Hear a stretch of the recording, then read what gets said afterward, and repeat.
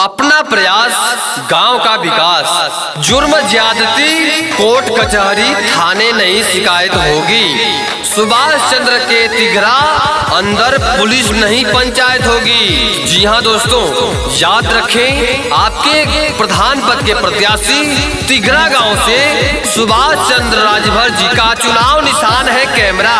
तो कैमरे के निशान पर अपना मोहर जरूर लगाएं।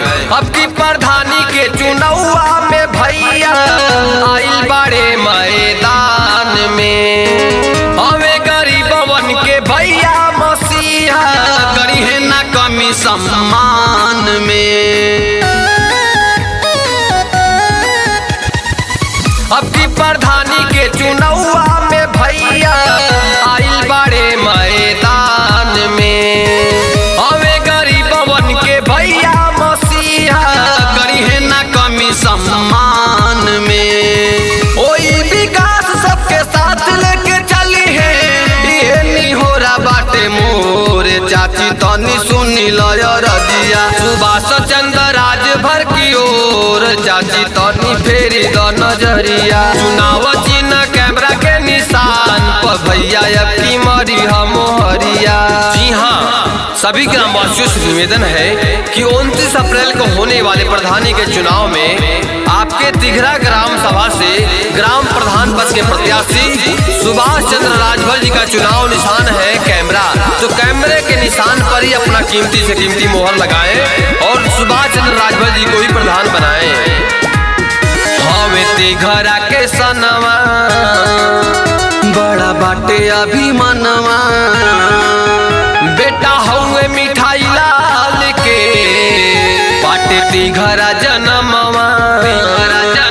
हवे तिघरा के सनवा बड़ा बाटे अभिमानवा, बेटा हुए मिठाई लाल के बाटे तिघरा जनमवा।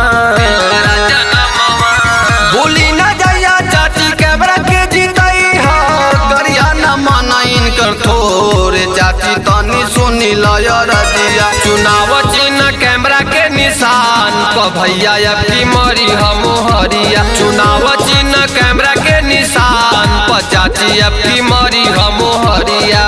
याद रखें, याद रखें, चुनाव चिन्ह कैमरा कैमरा कैमरा कैमरा। तो कैमरे के निशान पर 29 अप्रैल को मुहर जरूर लगाएं और अपने गांव का विकास कराएं सुभाष चंद्र राजभर जी को प्रधान बनाकर। तो याद रखें, याद रखें, चुनाव चिन्ह कैमरा कैमरा। सुभाष चंद्र राजभर जी का चुनाव और निशान है कैमरा। सोना चाची चाचा भैया हम पड़ी राउर पैया, अब की प्रधानिया में इनके विजयी बनई हा। गरीब लाचार के चाची आवास दिया वही है, जीतले के बाद में पूरा गाँव चमकई है। लक्ष्मण अब की राख दो न मनाया जी, करिले दोनों हाथ जोड़े दीदी तनी सुनी लय रजिया। चुनाव चिन्ह कैमरा के निशान पर दीदी अब की मरी हम हरिया। चुनाव चिन्ह कैमरा के निशान पे दादी अब की मरी हम हरिया।